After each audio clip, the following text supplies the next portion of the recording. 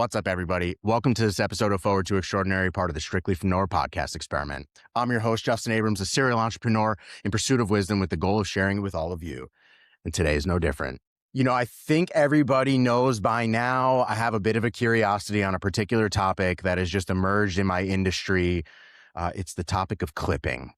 And, you know, I'm always on a tear looking for the greatest experts, greatest minds on certain topics that allow us to be better operators, better entrepreneurs, better business owners.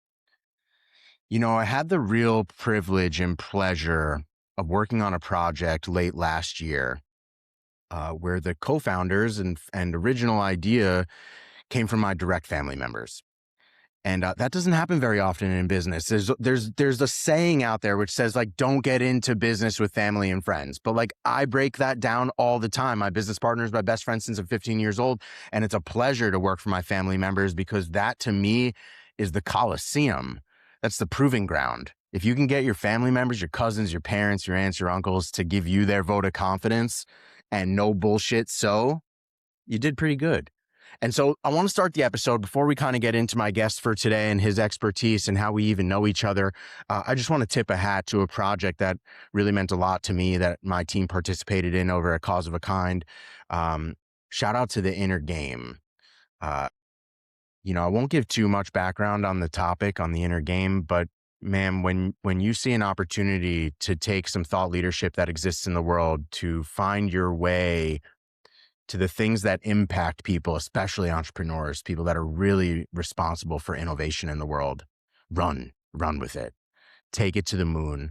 Try new things, try to break stuff, build stuff with confidence, especially now at the age of AI. Go for it. And so, Ryan Sweeney, I love you so much. Todd Blumberg, I love you so much. I wouldn't be here with Andrew Fine, founder of SEI, without you too. And so, Andrew, welcome to Forward to Extraordinary, my man. It's a pleasure to have you. I know a lot about you and your business and things that you try to build into the world, but I don't want to reveal anything. I want to leave it all for you. Welcome to this episode. I can't wait to unpack your zero to market story. Justin, appreciate it, man. Yeah, I love the episode Top Proof Inner Game. Incredible brand to be working with.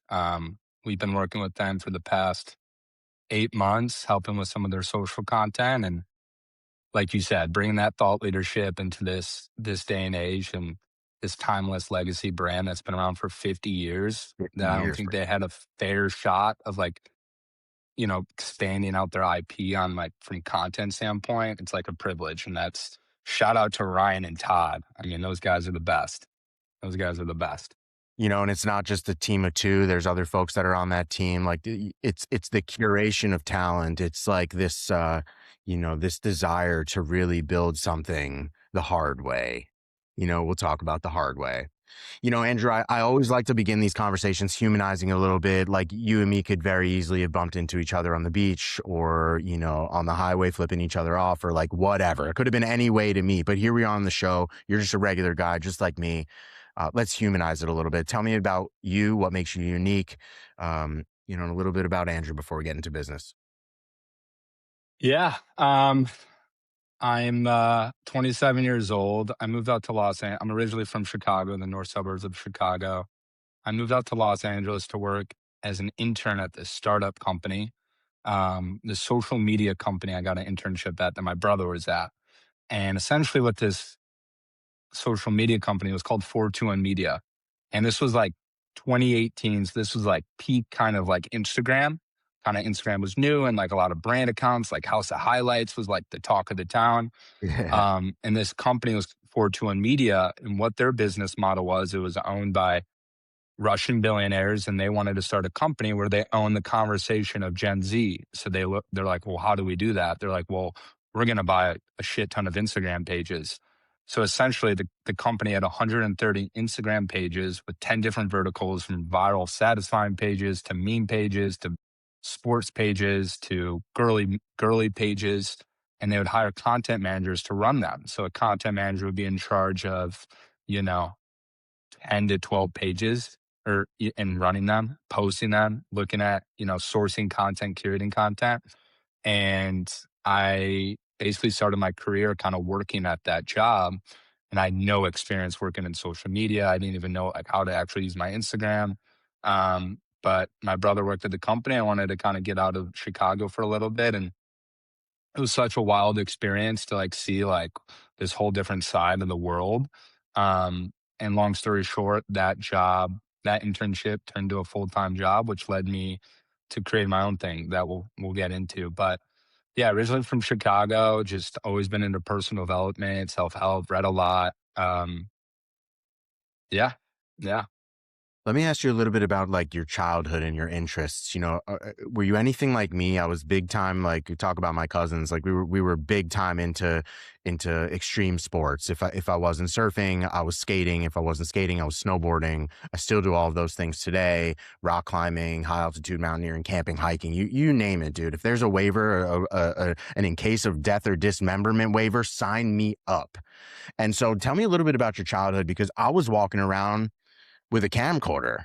Like it was all about content always. We still have that content. I still look at all of that content of like going away to sleepaway camp at Woodward or like go to the local skate park and just catch Woodward. a little vibe, right? Like I always had a camera and like it's not very surprising that I'm so heavily interested in content creation these days. It's kind of been an entire journey of life and same thing for those guys. But tell me a little bit about your childhood. Like where were your initial interests and like what made Andrew today? Yeah, that's a good question. I think for me, I'm actually like a pretty simple average type of guy. You know, I grew up playing all type of sports. I played football, lacrosse, wrestling.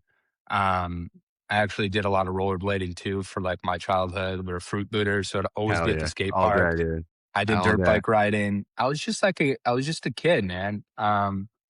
And I didn't have any weird interests as a child, you know, and which always kind of like, because I feel like that's a common piece of advice now is like kind of like look at like what you're interested in your childhood and that's like follow that as like your North Star. I actually feel like I was a late bloomer. Like a lot of my kind of like new thoughts and like who I became happened when I actually moved up to Los Angeles and got out of my Mm, bubble from Chicago. sure. Um, but yeah, I mean, I think I grew up. My dad was someone who taught me like a lot about values and hard work and how far that could really take you. So I remember I would love basketball. And one time I got cut from the seventh grade basketball team. And then if you get cut, you could still be like the manager where you're wearing like a suit and tie and like, you know, Yeah, taking the yeah, yeah. stats, Yeah. but you still get to participate in the practices and you're technically still on the roster. So I would be the first one to practice every single morning. I would go up to all the practices. I would stay the latest, and I actually ended up playing and like, you know, becoming a really good player. But so I always grew up with like a seeing firsthand the results of like you get in what you know the more you put in, the more you get out. Like the value of hard work. Um, but in terms of interest, man, like to be honest, like I was saying, like a lot of the way I grew up was just like I was lucky enough to have like a really great childhood, really great friends, just a kid, dude. And a lot of, like I was saying, a lot of things that I'm working on now stemmed from, you know, when I moved to Los Angeles. And I feel like that was like my coming of age moment. And I was the youngest. So like I'm the youngest of four. I have my older brother and two older sisters. And I think as a youngest, I was very like observed a lot. And I think that paid a lot of like really shaped who I started to become now. And that's why I was maybe like a late bloomer because I didn't know where I wanted to kind of like strike like a cobra and what I wanted to do. And I kind of just like from the outside, um, you know, was observing a lot of like my interests and things like that. Um, but yeah, so that's a little bit Wh- about me. Where did like the original interest of entrepreneurship come from? For me and, for my family, I come from multiple generations of entrepreneurship. Like there was no doubt, and most of us are entrepreneurs. There was no doubt I was going to become an entrepreneur. Where did the idea come for you? So I grew up in the north suburbs of Chicago where 99% of the kids would go to a 4-year university. Um, and I was the 1% of kids in my family. We weren't that financially stable to like, you know, if you're going to school, you're going on your dime. And like most people, I would agree, assume so. And the moment I started looking at colleges when I was older, I was like, wait, this folder looks sick, but it's 60 grand, but who's paying for that? So that was like the first kind of like moment where I'm like, all right, I have to be way more intentional with where I want to spend my time. So I went to community college, and someone that kind of like introduced like new thoughts in our life, because we grew up in a pretty like cookie cutter environment where it's like the 4 years of scripts kind of handed out for you. But my brother was kind of like this rogue child a little bit. He was in a band when he was in eighth grade. He had long black hair. He listened to Slipknot, and he was like a musician.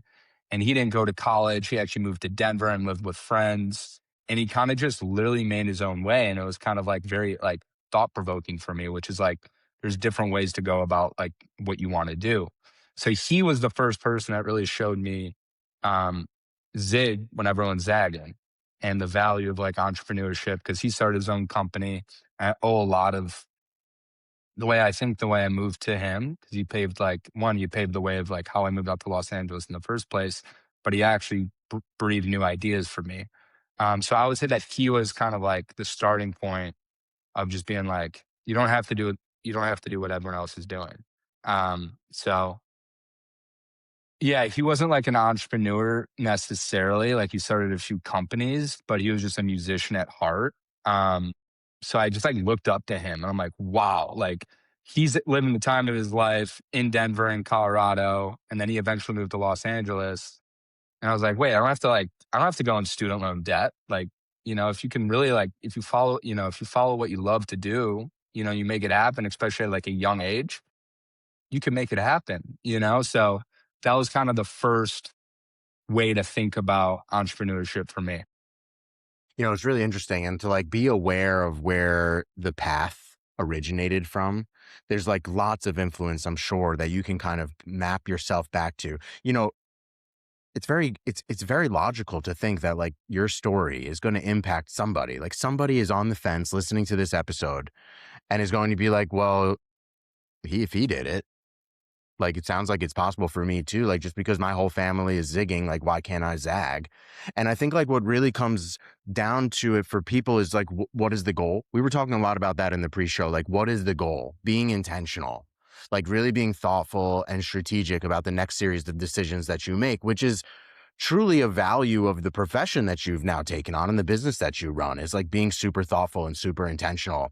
And it sounds like you had the wisdom back then, not that long ago, but back then, to really think about what does the next chapter look like. And I could go away of stability. I could go away, where I know how that playbook is going to be run, but I also could go this other way and kind of find my own way. And so it's not surprising to me that you're in an industry that feels a little bit like the Wild West, a little bit of pioneering.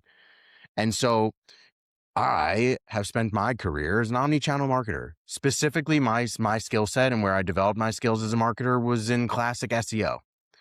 And like that is great, but man, are my interests like totally departing from my traditional skill set. And like how can I be exceptionally relevant? How can I find my ways to the most meaningful ways of connecting to people? And so that's why I'm super interested in the industry right now. Before we move on, I'd Yeah. love to start getting into business. Can you Yes. help me wrap my head around? I've had multiple episodes on this topic right now. What is your definition of clipping? Taking a long form piece of content and stripping it clean of all, I call it just like gem ID, identifying the moments for shorts that can be posted on short form video platforms. I see of course, consume a ton of content. Who doesn't these days? My goal of Yeah. consuming content might be a little bit different from others. Mine is more inspirational. Mine is like trying to find either other business owner perspective type content that I can use in my own business, in my own life. Maybe it's a little bit of that dad vibe content so I can like implement it at home with my kids. But mostly it's as a student of like what is effective content in capturing attention. We're in the age of commoditization. I'm in the age of like absolute inundation of content from every possible angle. Every machine, everywhere you turn, every device in our pockets, every wearable, every single thing is designed to take a piece of your attention. You often sit down on the couch and like look at the clock. Where did the last 4 hours go? But I still have my phone in my hand. It's like very obvious.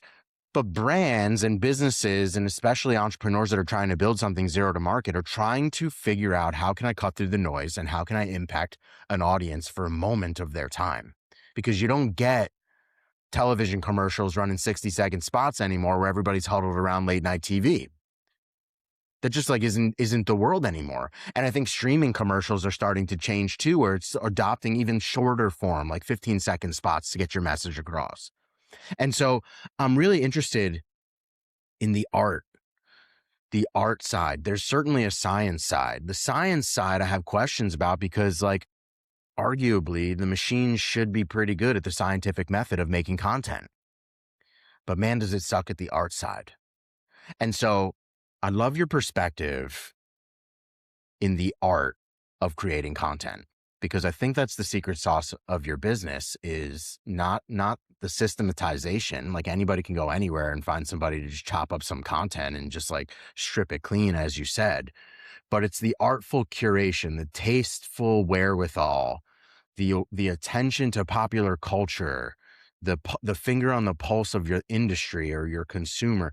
This is a big formula. And so Yeah. I'll shut up for a moment. I wonder what your reflection is. Yeah. I think a lot of the content you might be referring to and feeling stems a lot from my co-founder and I. And like I said, I think that we were exposed really early on before it was just like this oversaturation of content. So we kind of knew what good content was. And I've been lucky enough to work on all different facets of content, from running meme pages to doing campaigns for Apple, HBO, working with Complex, working on all types of content, from short form to long form to Amazon affiliate to Snapchat shows. So I really got like a crash course underratedly when I was working at that company for 8 years, or sorry, for 4 years. And then the past 4 years have been the new company, of just like how to get attention and then like curating and refining my taste.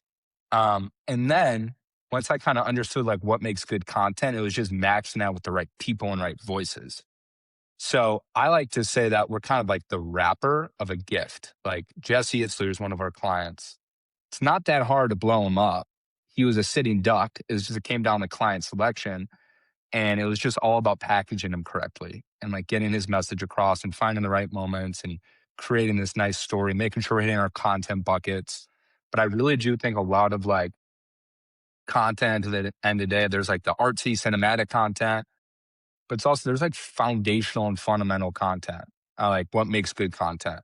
And I think that there's really two things. There's two different types of content, like education content and entertainment. And like when you're creating content, like what are you going for here? I think education content's way different.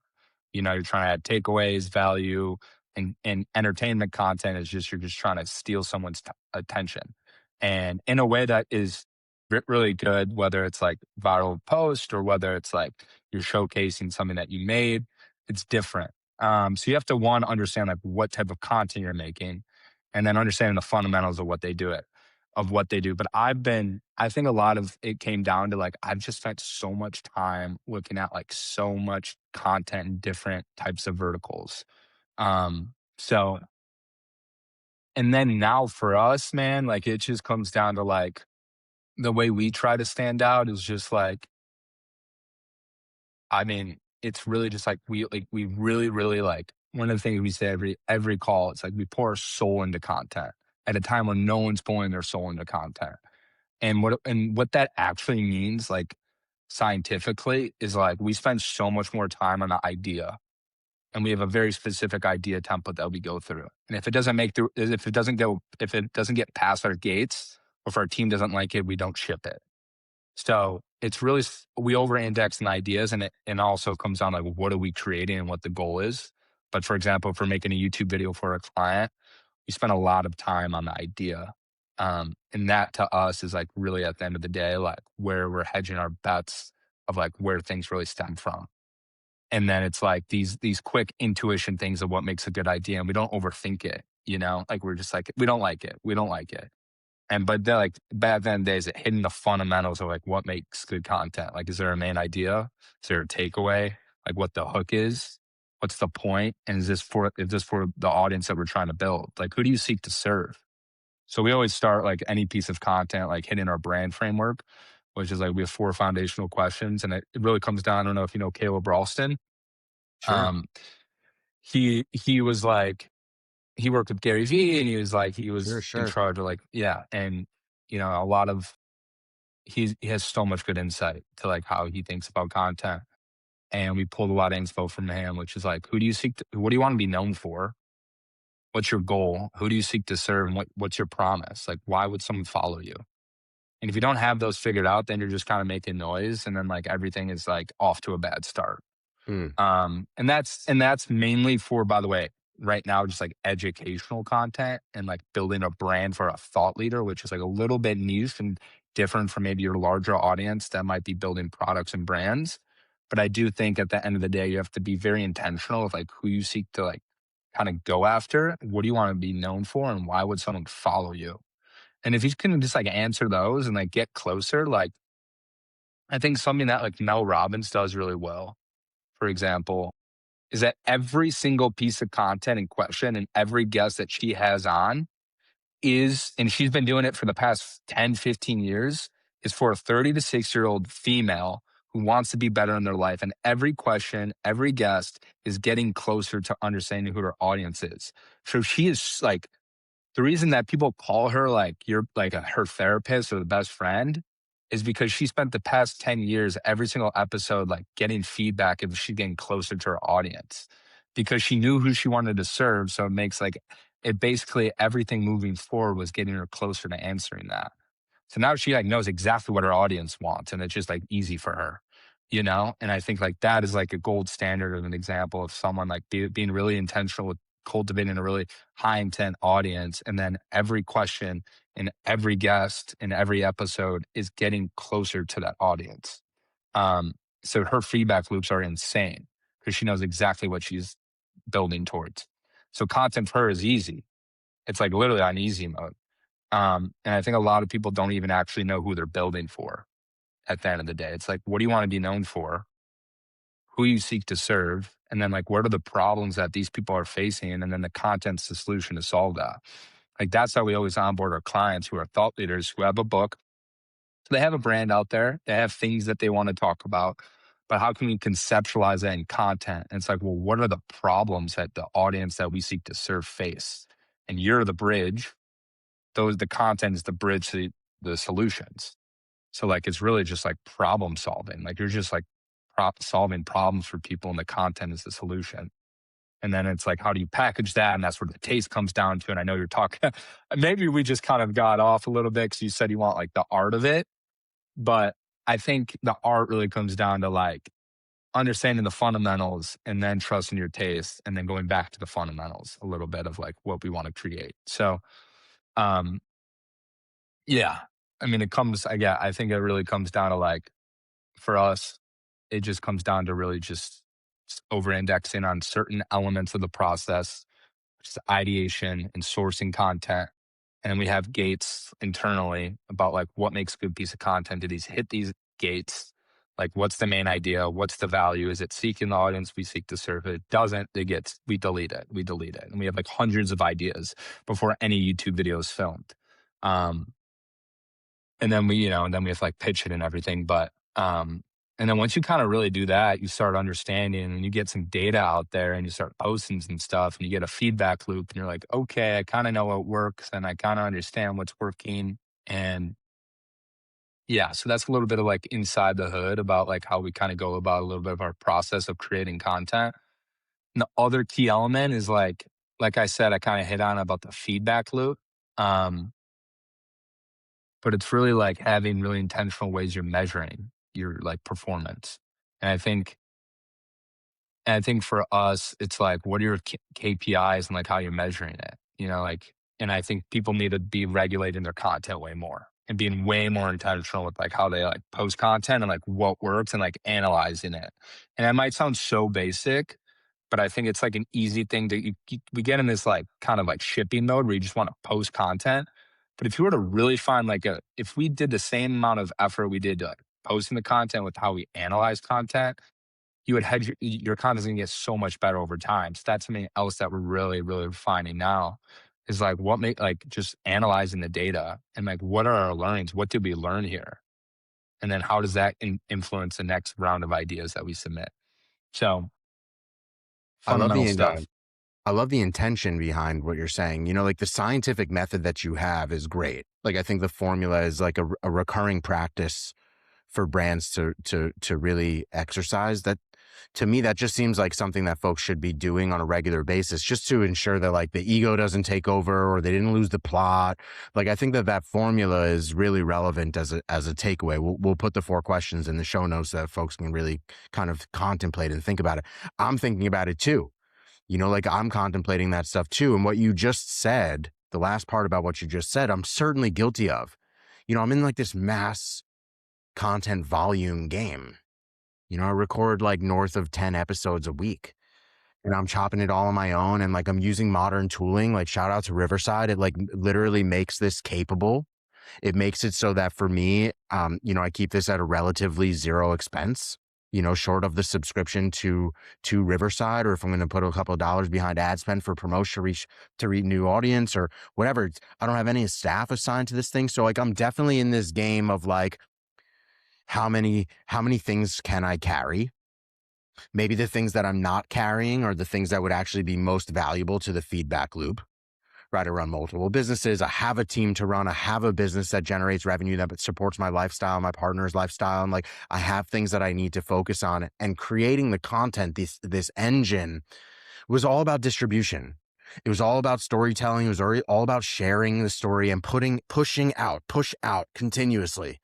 There's not a day goes by 7 days a week, 365 days a year that I don't have video content, short form, long form, text-based newsletter, you name it, blog articles, you name it. All day, every day, the engine is on. I Yeah. never go back to look at the data ever.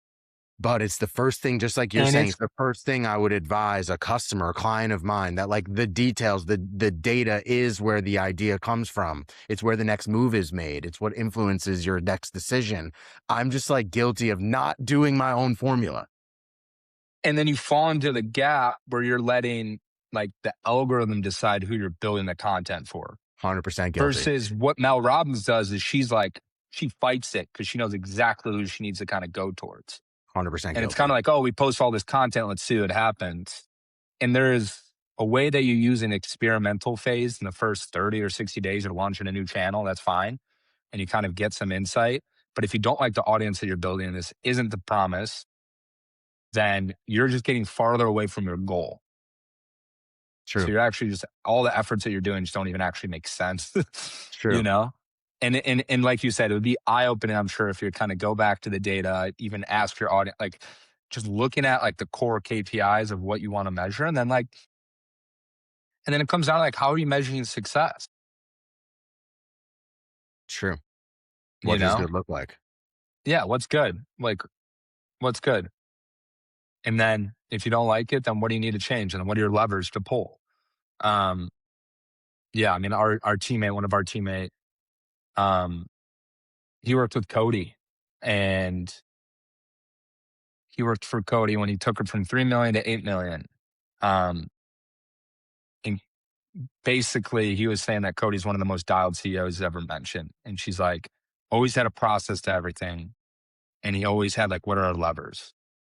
And if and then you measure what levers you did, you have clear goals. I mean, it sounds basic, but like, what are your content goals? And then what are the levers you're going to do? Make sure you measure and track them. Then at the end of the month, did you hit your goal? Yes, let's double down on those levers. If we didn't, what levers didn't work? Change the levers, you know? And it sounds so basic, but people don't even do the fundamental stuff when it comes to content. And they get in this kind of like over creation mode where they just want to create, create, create. And there's a time and a place for that. But I do believe it needs to be matched with clear goals, clear levers, and a level of intention. And imagine if you just did those little things, then you'd be like, oh, I know who I'm building for. I know what I'm doing. And sometimes we just take what we're given based on like you said, like the algorithm. And that becomes, I call it the content trap. You start making content based on what made you viral, not who you actually set out to build. And that's why I think those 4 fundamental questions are super important, specifically when you start.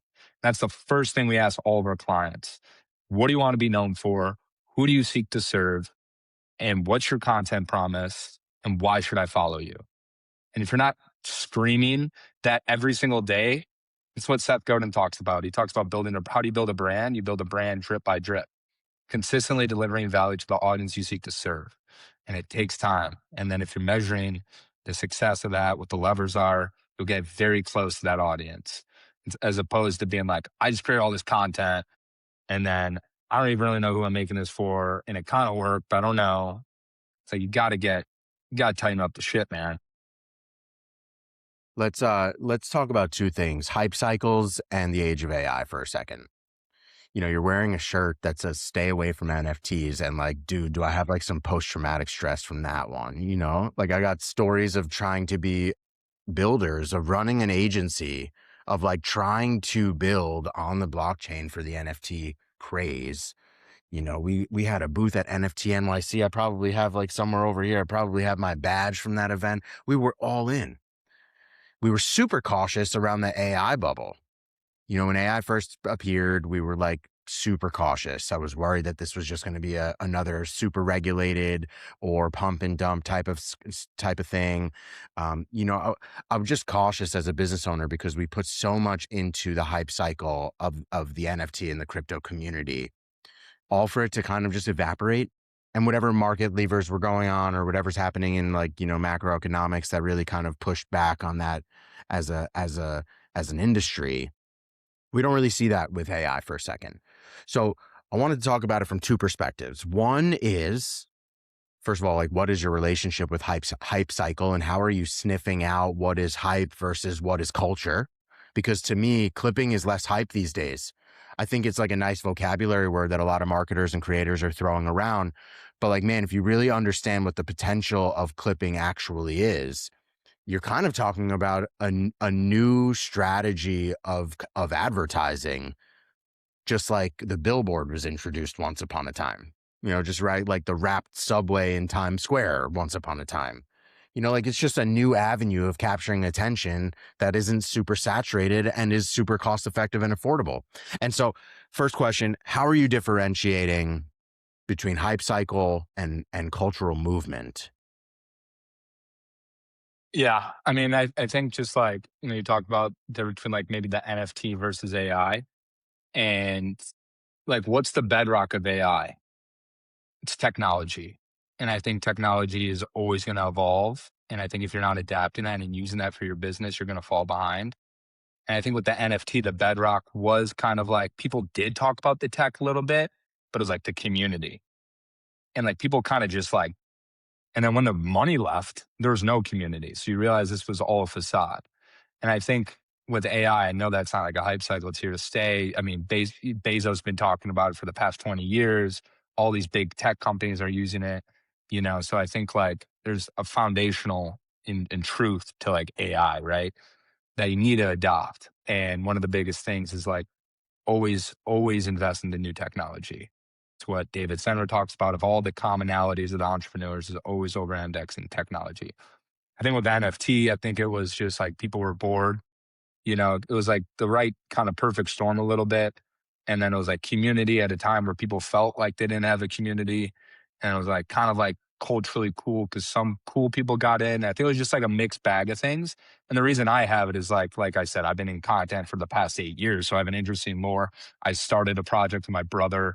We launched a project right in the bear, and then we got out of it. We kind of broke even. And we didn't believe in the space, specifically when like the money evaporated. We realized like who the true people were there. And it was like kind of like degens. And you're like, what am I doing here? But I think with AI, it's technology. And I think you look at the history of like everything, there's always gonna be new tech and you have to adapt it. So, but how do I decide for like what's hype or what not? I think, um,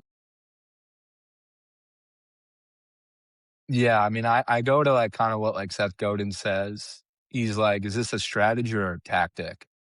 And I think clipping is a tactic, but you have to know what your strategy is. And like that tactic will always change and you should adopt new tactics. But like endurance and longevity and like what your strategy is, you kind of have to know what that is like at the forefront. Um, so like for us, it's like, if we're working with a client for the inner game, helping with their podcast, it's like, well, what's the strategy? Like, what's our strategy right now?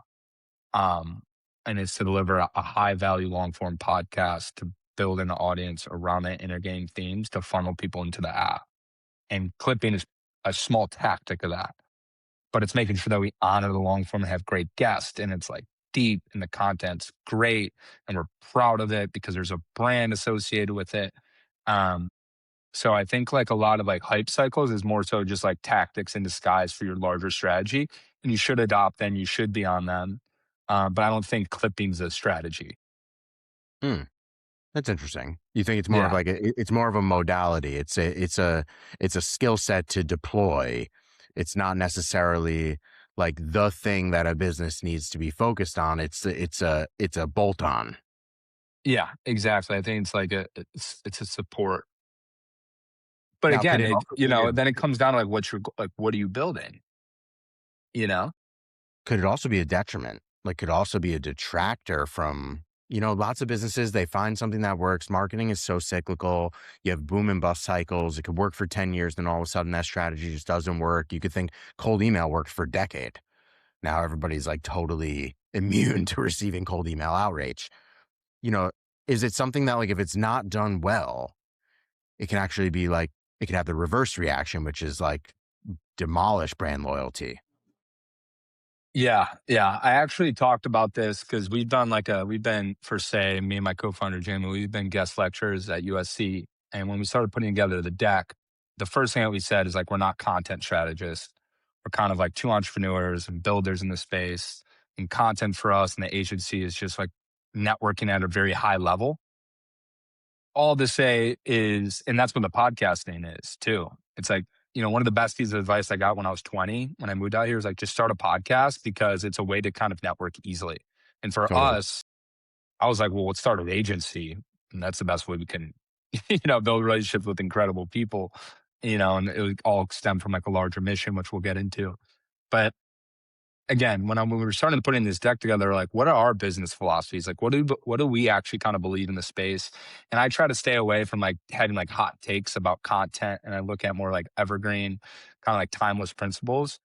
And Cal Newport wrote this book called Deep Focus, and he had this kind of like deep focus hypothesis, I believe it's called, where we live in a time. He basically said like we live in a time where like focus is becoming extremely rare at the same time that it's becoming really valuable, and it's true now more than ever. Is that like, right? It's pretty straightforward. And I was like, Totally. well, it's very true for content.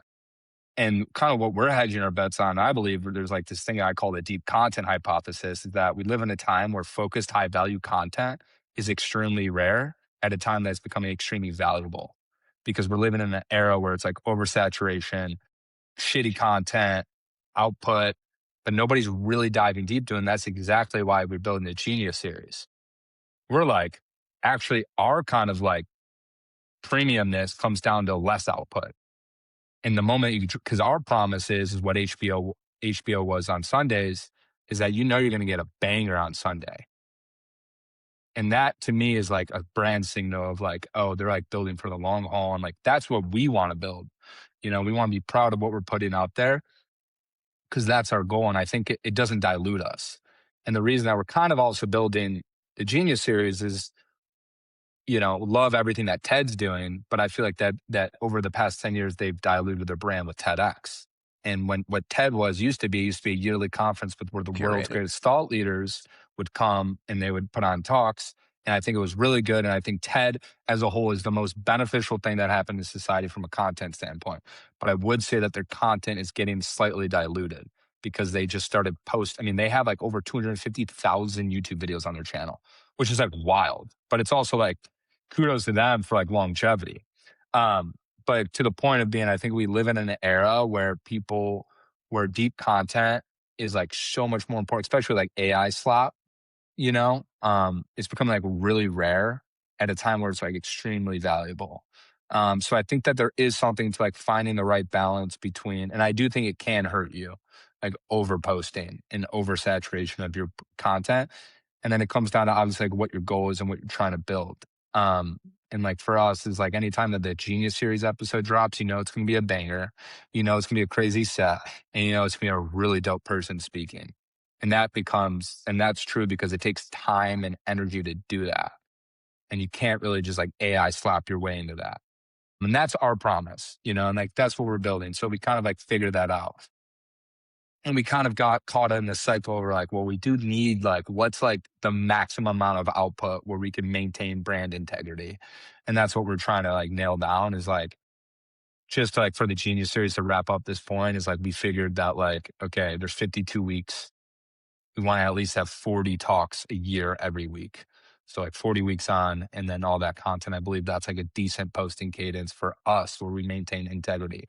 And like the logistics and all that stuff is like what we're figuring out now. But yeah, I do think oversaturation is not a good sign. And I think that you have to be like really intentional, like what you're putting out to the world and like what your goal is.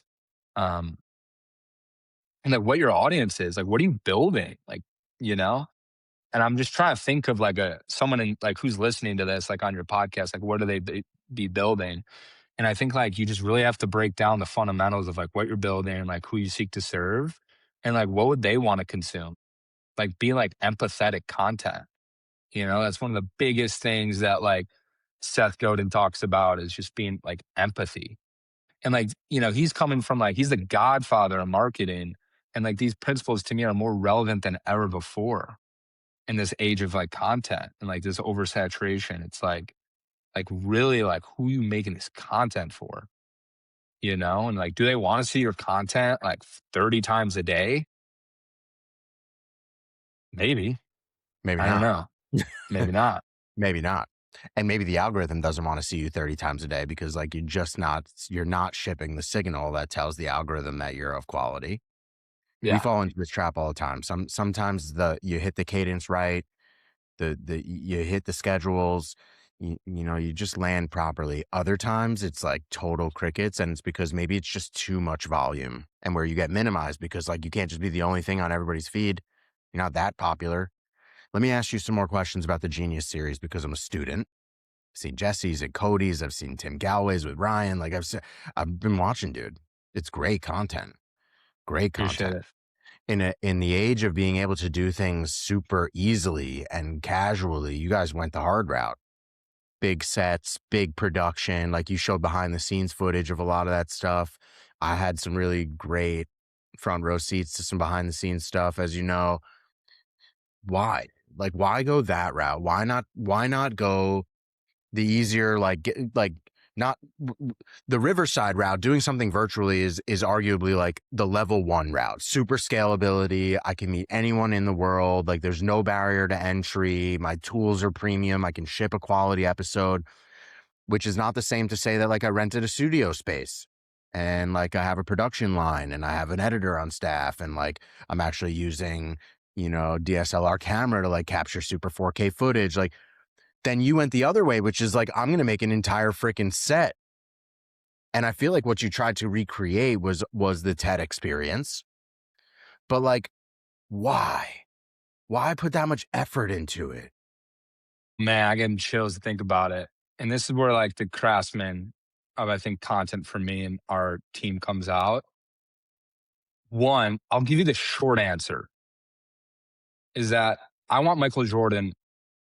I want Michael Jordan on the Genius Series.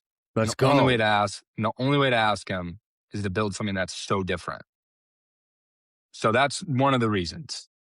But the really real reason of why we did the hard way is because I didn't know because when we started the company, I read an article that changed my life. And the reason we started is because I read that TikTok's a time bomb.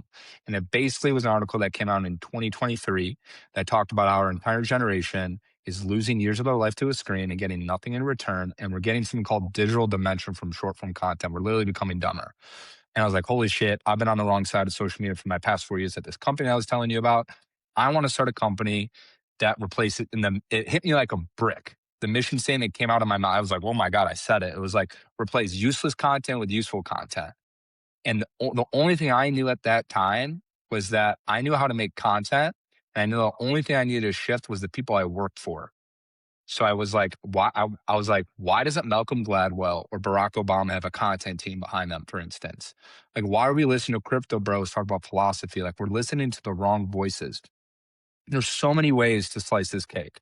There's an app you could start. There's a grassroots campaign. You could become like a government action. But I was like, I took inventory of what I've been building, which was like, I know content. I know how to make good content.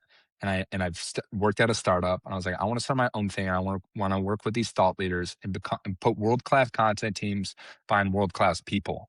With the North Star being replace useless content with useful content. So that's what started saying the agency. So that's our agency. We work with clients and we help them on their personal brand. We only work with clients that we believe with three things. Do we actually think that we could help them? Do we think that they're going to make the world a better place? And do we believe in their message?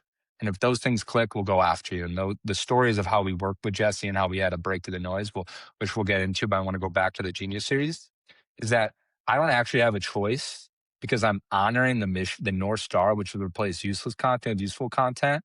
And the next evolution of that is to do the Genius series. And it was to put actually all these incredible talks from the greatest living minds is what the Genius series is. A new platform for a new generation where we can deliver high value content ideas. It's basically like now I feel comfortable reaching out to Mike Tyson.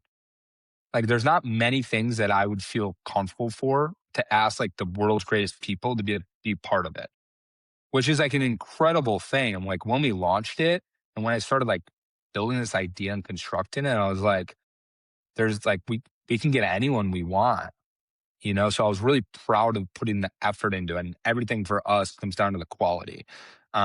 So there's like multiple things, but it was like just honoring the North Star for us. And the next evolution of that is because we took inventory of the agency that we were becoming. We realized like we were starting to work with a lot of like, I mean, it was like we took a lot of unconventional approaches to build this company.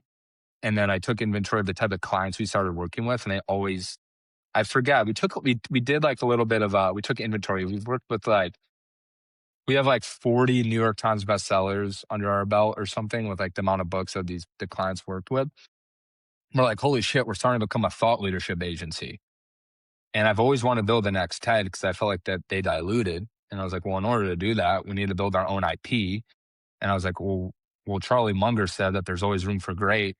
So I was like, I just wanted to do the TED Talk, but better. And I was like, that's what the Genius series is. And then I was like, okay, well, what if we had like, I mean, I have so many ideas with the Genius series where we want to take it. But I was like, the initial idea was like, I want to get the greatest talks and put them in the dopest environment to make content that really resonates and to break through the noise was like the vision. I was like, well, what if we had, you know, Scott Galloway talking at the Louvre? And then when I started like building this out, I'm like, it's actually like the scheduling, as you know, is the biggest bottleneck of this entire initiative. Is like, how can we not have this bottleneck? And then I saw Chris Williamson, and then on Modern Wisdom, he did a set with like Tim Ferriss, Yeah, and it yeah, was yeah. like it was a forest in the background. Yeah. I was like, holy shit! Wait, A dope one with there's a Matthew studio that, McConaughey at his house. and Yeah, yeah, yeah. exactly. So that's how we were able to kind of execute it, which is like we have the partner in Austin, Straw Vista. They're the best people. They're like the most lean, creative team that helped us put together all these backgrounds and build out these sets.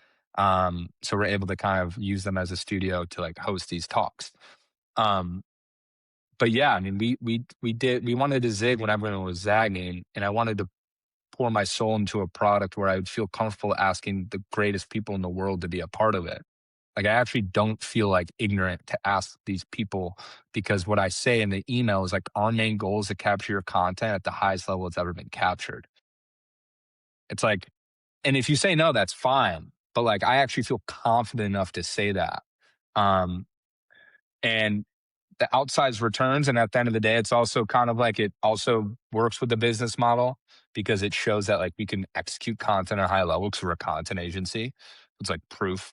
And then also it's like relationship building. Like 9 out of the 11 speakers we had for season 1, because we had to like bootstrap it, are clients, you know? And not every client moving forward will be a client for us, because I think an agency is a really hard model. It's not something I want to scale like long term. I actually want the Genius series eventually to be the thing that fuels the business. For right now, the agency is the business. And then I Yep. eventually want it to be the Same. IP, to be and work with dope people on the side. Um, So it all just kind of made sense, but it started from honoring the North Star, and then taking inventory of the type of brand that we are creating at Say. Because I do want to get to a place, and we've seen some YouTube comments that are pretty dope. They're like, "Oh, I didn't know this was a Say production, but it makes sense." You know, Cool. That's so awesome. it's a cool, yeah, man, and it's just something I'm super proud of. Like our team's super proud of, and it's also like a recruitment hack, with talent. Because when it comes down to content, man, we talked about like um having that like the reps in content. Well, we can really like it's like a recruiting hack. It's like we're building the Genius series, and we work with these clients, and we've had these people on. Like, do you want to be with us? Like something that David Senra says about Steve Jobs. Steve Jobs had 3 words, was just like insanely great products. Like, if you want to make insanely great products, work with me. If you want to replace useless content, useful content, work with us. So we kind of have everything, we're trying to build the foundation, the bedrock of like what Say is, and the legacy we want to have, and build something enduring. And something that we're just like super proud of. Like, and maybe that's the first time in my life where, I'm like, it's a crazy thing. It was like when that Genius series launched, specifically the inner game, I was like, I'm actually so proud of that. There's things that would be better. There's like, like season 2, I'm Always. already like noting it. Of I was like, I'm course. proud of that. I'm like super proud of that. And it made sense in the business. It makes sense as a brand, made sense with our mission statement. And we kind of just connected the dots. Um, and that's what we believe with content. I was like, and we've gotten really great response. And I think people in this space that make content also respect it, which is like what Stephen Bartlett's team saying on Monday morning. That's who I'm like going after. Not like Steven, Steven's fine. But like his team, who's like the creative director, he's like, look what Say's doing. I'm coming. We're coming, So Feels good. um yeah, man. And to do something different, you guys, from what I can tell, maybe it's off camera, but like you're not really having an interview. It doesn't feel like it's a curated discussion. It feels like you're providing a platform for this like it might be structured and scripted, but it feels very organic. This just like presentation of somebody's thought leadership in like their own personal way of distributing it. I'm sure you have structure, and I'm sure there's been a lot of prep, and like the background video that you guys are stitching together seems to be just like hyper relevant for every word that comes out of everybody's mouth. Like there's no stone unturned for what you created. But instead of us having like an interview, it really just felt like it was that premium education. Like I'm listening to a lecture, but from the people that you want to be lectured by. And so I just love like no gas, like I just am a student, and like I think what you're sitting on and what you're creating, and its impact. And it allows other people that are in the creation business to really think about like, what does premium look like? Just because the tools are available and you want to go really fast and you want to just build and shove stuff out into the world, there is something to be said about like slowing down and releasing Sunday night HBO special. And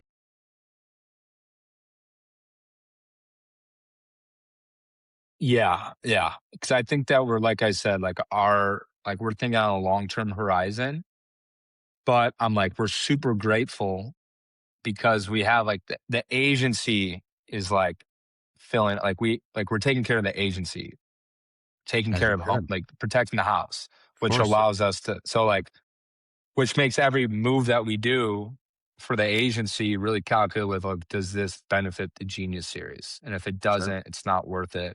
But we also have to keep the lights on. So we have to have like a pretty good like funnel with everything. But yeah, man, I mean, the people that we've been blessed to have talks with, like, it's an honor to have them. And like, our promise is to become, because I feel like sometimes podcasts are too long, and like, nobody needs another newsletter, like another, like we wanted to launch something with our brand. It's always been the vision. We started with an Instagram page and we grew our audience. Like, it's cool. Like, what's the next step of that? It was to build something that, we believe is like the highest ROI of content in the space for thought leadership. 165 minutes of pure wisdom happened in season 1. And I guarantee if you watch 11 of those talks, you'll be a better and smarter person. Something. And then also I wanted to recreate, like, someone asked me, like, well, what would be a success with the Genius series? I actually said in 10 years, I get a DM from someone being like, Jesse, genius talk changed my life. Because we all have those like TED Talks actually that we remember as a kid. And Absolutely. like I want to be that for these kids and this next generation. Not even me, but these voices like that Sure. just like put them here, Yeah. And if TED's the best stage to do that, then great. I respect that. But I was like, we wanted to kind of change it up. you know? There's always room for great. You said it before, Charlie Munger, there's always room for another great. There's not really room for mediocre, not really room for commoditization. The market kind of airs that out over time. But to withstand the test of time, especially in the service business, we're both in the same, like, this is a very good business to get into, to learn how to be in business, how to serve people, how to run a team, how to keep things at home, how to bootstrap your way. They're not super investable usually. Some are breaking the mold in that category for now. Building a service business, the best way to learn how to get into combat of entrepreneurship. But man, there are other ways. Yo, so as we round third base, I often love asking my guests, sometimes these conversations drudge up something that I would be remiss not to cover, and I would hate for us to get after the show and be like, damn, I wish we would have talked about that. So now's your time, Andrew. Anything come to mind? Um, Nothing really comes to mind specifically.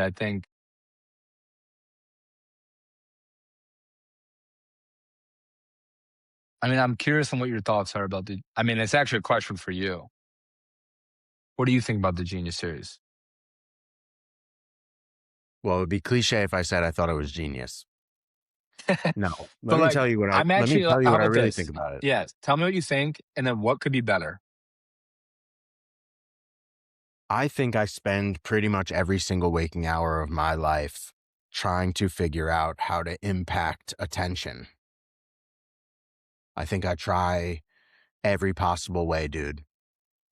In-person events, I try curated stuff, I try mass distribution, I try speaking on stages, I try throwing gigantic festivals. I am just trying to figure out how to capture a moment of somebody, just like a minute of somebody's attention.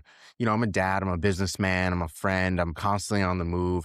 I don't really have an attention span, yet I find myself hyper aware of where my attention is drawn to.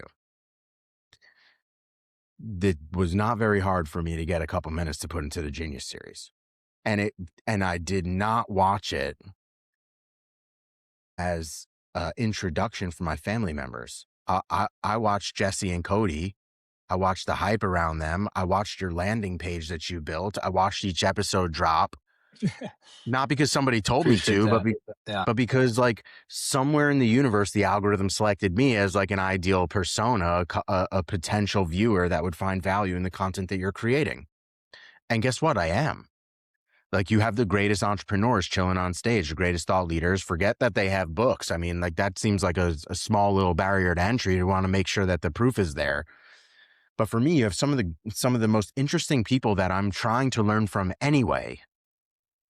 And now it's in like a curated experience that like I could start and stop in the comfort of my own home, that I could learn from, that like hopefully you guys get yourself into, well, what happens next? Is there a masterclass segment to it? Is there a meet and greet opportunity where like the Genius series has like a in-house audience where people can come up and ask their questions similar to the TED? Like what it puts it in my brain of like, well, there are many more levels that I have yet to even uncover for myself. And I kind of stand in my own way, like I'm super modest. I'm super bootstrapped. Like I kind of refuse to put extra investment into something before I know that it's actually can live and thrive on its own. Is it even investable? And I often question, am I doing a lot of the right thing? Am I doing too much of the wrong thing?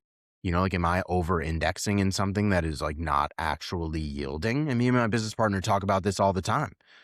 The content that I create on this show started with the right intention, focused on the client persona. But over the years, I've been in business 10 years. Over the years, my client, my ideal customer has changed dramatically. Now you add AI into the mix and I've changed again. And so I often wonder, like, am I creating the right content for the audience that I aim to impact? And what does that map to? It's not always about mapping to money. For me, it's a lot about legacy. For me, it's a lot about creationism.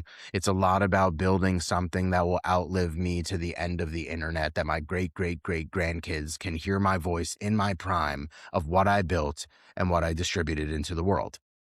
Hopefully that doesn't just look like content fodder, like just like a vomit of content. Yeah. Interestingly enough, I don't have it just easily to pull out, but my grandfather, my mutual grandfather between me and Todd, he passed away back in 2020, I believe. And I have exactly one piece of professional content from him. He was a writer, a poet, an artist. I have tons of his, like, just the joy that, like, how he would spend his free time. I have binders and boxes. Like, we have, as a family, more content that he created personally with no intention of distribution at all. And it's beautiful. I have one piece of professional content that he created, and it was his dissertation for his master's degree at Brooklyn College. That's it. Spent 60 years in business as an entrepreneur, successfully so. One piece. That was the goal for me behind what I was creating, was to create something that will outlive me, that is like a catalog, a timeline, a chronological order of my education and my experience as an entrepreneur, as a businessman, as a father, as a husband. Is like, just hit record. And I wondered, did I lose the plot along the way?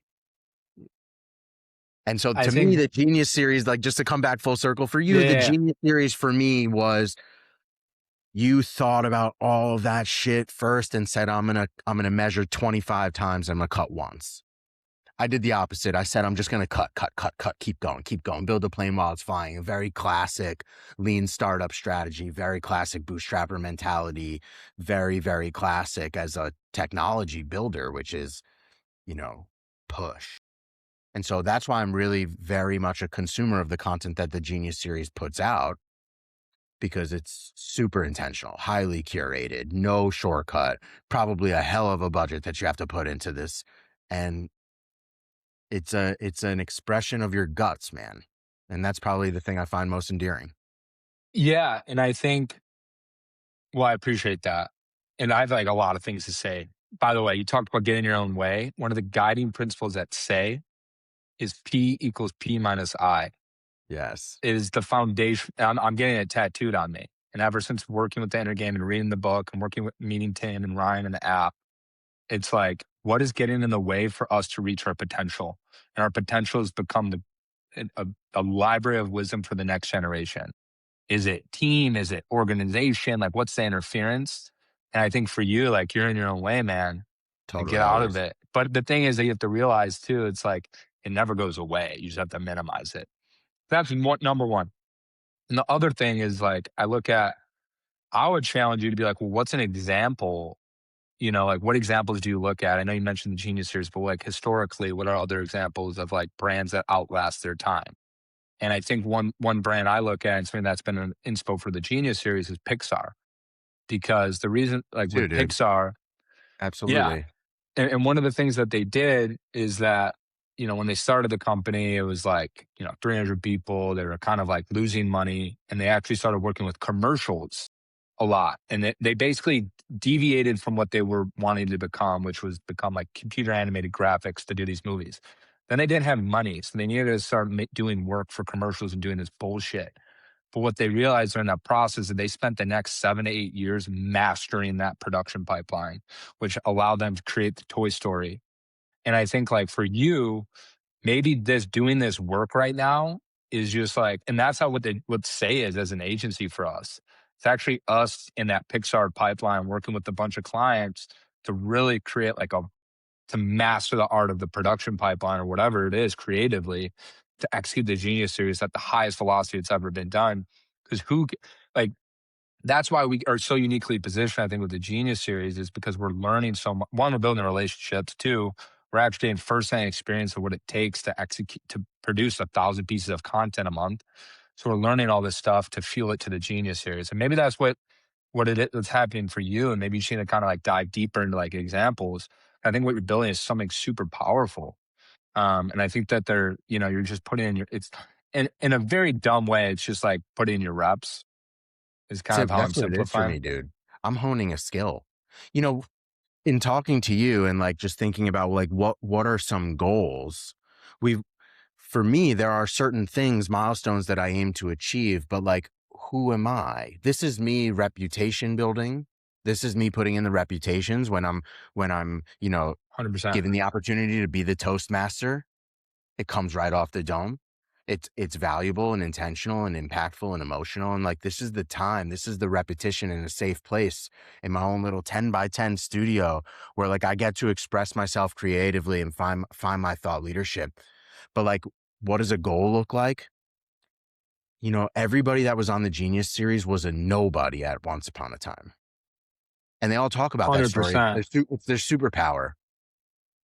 It's their superpower. And so for me, like I just find myself saying, well, like, what are the things that I have to do, even the slog work, the repetitious work, the things that don't really feel like they have a real goal or a real focus? Are those just like the things, the deep time, the decade of work that it took to come up to qualify for somebody to ask me to be on the Genius series? For somebody to ask me to do the commencement speech at a graduation of a school that I really put on my back here on Long Island, or somebody wants to co-author a book with me, or ask me to be on a TED Talk.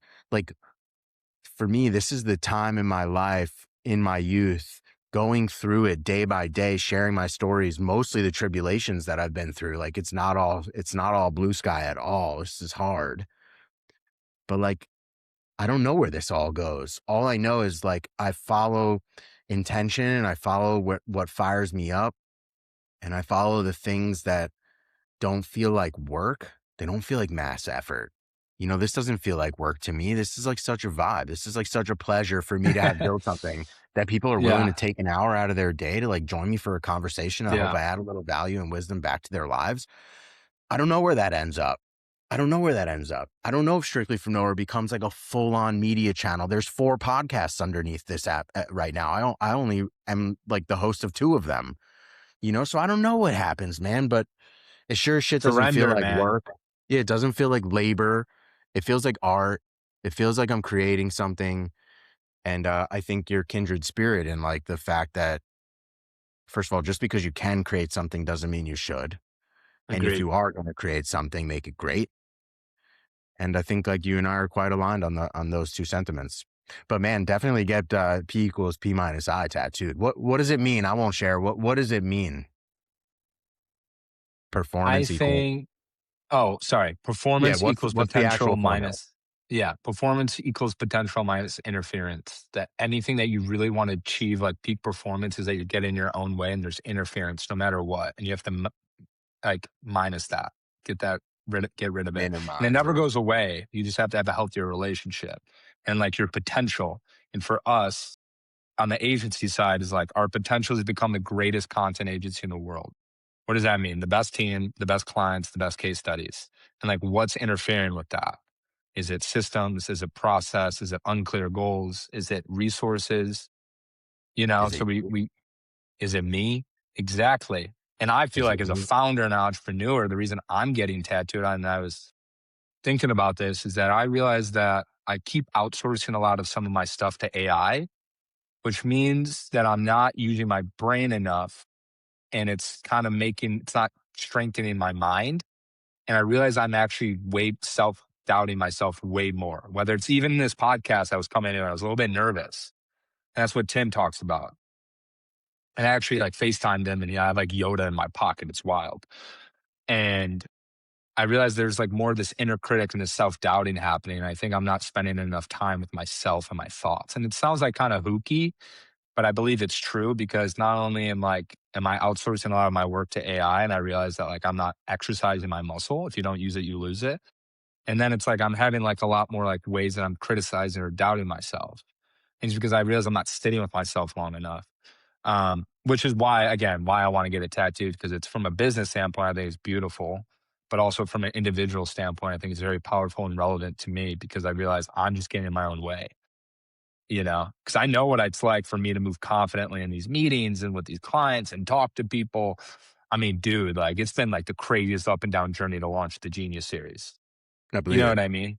Like, I it's believe been it. like the wildest thing to like, I put on a chicken suit to pitch Mark Manson. Like, we have like this, it made this like a V2 conversation about Yeah. how we ended up working with these people. But like, I ran 100 miles to raise money for Jonathan Haidt to be a part of the Genius series last year. Like we've gone to extreme lengths, and the piece of it, not even a piece of advice, but something that we were talking about, like the legacy you want to leave and like how you kind of like can turn the dial on it. Keep referencing Seth Godin, but in his book, This Is Strategy, he talks about um in like the purple cow analogy. It's like you don't really change someone's opinion of you like with daily little things. You need to do like one big thing. Like for example, like Jesse sold Marquis Jet to Buffett. Like that's like a thing. Like that sticks. Like what's like, and that's why we do like these crazy things in our company, and we call it the business misogi. Every year, my business partner and I plan a business misogi, which is like what's 1 year defining move that if it landed could change the trajectory of your business. And for us, it was launching the Genius series. The year before, it was running 100 miles. And the year before that, we like pitched someone in a crazy way. And this year, we're pitching someone even in a more epic way to be the season 2 opener of the Genius series. Like crazy, like what we're doing for this. And I believe like those needle movers really are the things that like stick out to you. And it's like that's really how you can like catalyst. It's a domino effect, and everything's downstream from there. And that's like our sales strategy a little bit too. It's like we actually didn't really work with anyone before we worked with Jesse. We did a crazy pitch to get Jesse. Like it was crazy what we did to get Jesse, and we got him. And then like things were a little bit easier for us down the line. Not easy, but I call it the email opener. People are more inclined to open our emails now, versus, so yeah, I think sometimes like in order to like really turn the dial on things, it's like you kind of have to be like super loud, not in like an ignorant or disruptive way. And Or we've obnoxious learned way, our right? yeah, but like we've been a little bit disruptive as like young kids, entrepreneurs. But it all has to kind of like connect and tie and be on brand and feel right. And I believe that's kind of what we're doing. At least that's what I think. I know we're just Dude, going, man. I wish I could keep you all day. I really do. I wish I could keep you all day. Maybe we'll find some time for a V2. Maybe we'll find some time to chop it up on a different topic. But Andrew, not only is it a pleasure to be in your orbit and to be working on some similar projects together, I bet you if we opened up the portfolio, we even have a lot more in common. I've made my Sure. way as an agency for sure. Yeah. And dude, it's been an absolute pleasure. I've learned a lot from you. I found so much motivation and power and potential. And, I realize that so much of what I am going through has to do with my own interference in my own way. And, I'm limitless. You're limitless in what we're capable of. And so, dude, I appreciate you. I appreciate your wisdom and what you're putting out into the world. You're making it a better place for damn sure. And I wish you forward to extraordinary. Justin, pleasure, man. Thank you. Stay up, huh?